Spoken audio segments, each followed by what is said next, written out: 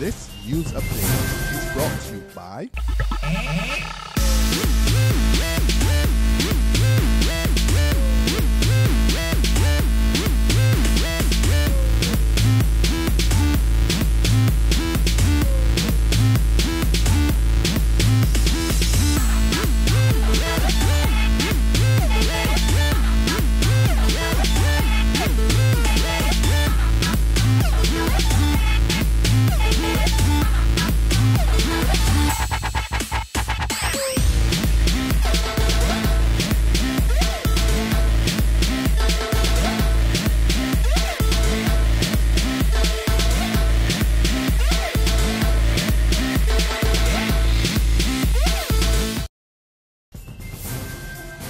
This is the 7 a.m. Barbados Today update for Wednesday, June the 25th, 2014. I'm Emmanuel Joseph.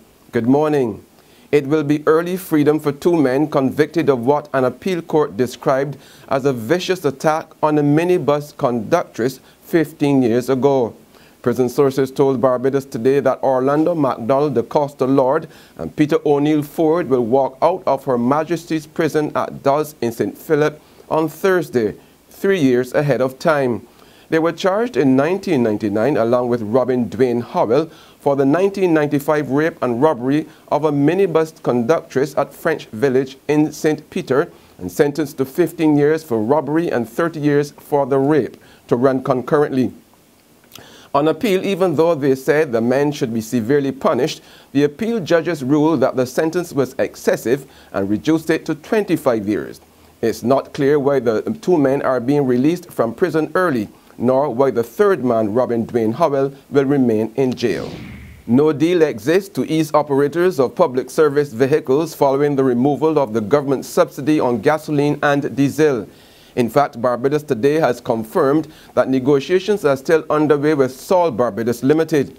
Early last month, Director of Trade Advisory Services, Judy Ford, claimed that PSV operators will be benefiting from a 9% litre reduction in the price of diesel bought from Sol from the start of this month. General Manager of Sol, Ezra Prescott, said talks have progressed with the PSV operators, but negotiations were still ongoing. While efforts to reach Ford proved unsuccessful, Interim President of the Association of Public Transport Operators, Maurice Lee, also confirmed that talks are still being held. We have had discussions with Sol and with some of the other players in the industry, and it would be immature of me to make any comment at this time, given the very delicate nature of the discussion. There's regional and international news after this short break. Hi, I'm Red Plastic Bag. Anyone who knows me knows I don't like cold.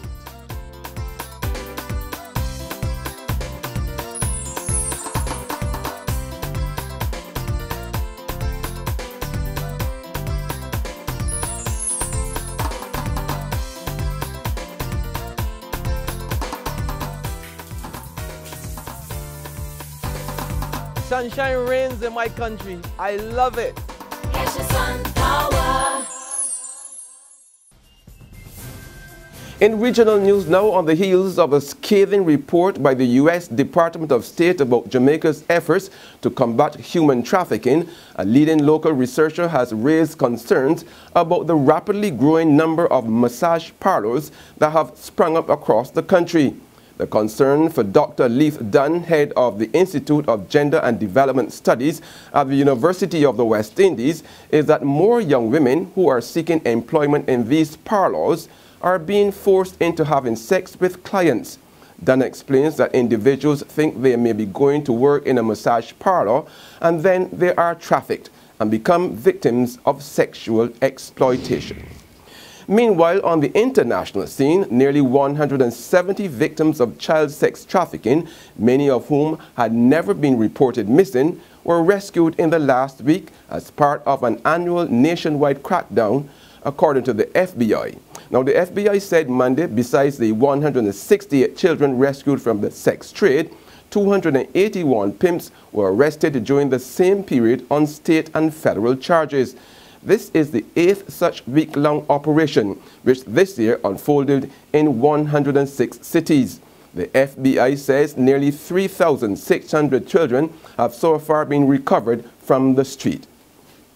That's been the 7 a.m. update. Join us again at noon, but until then, log on to www.barbadostoday.bb, subscribe to our e-paper and like us on Facebook to get more news and sports.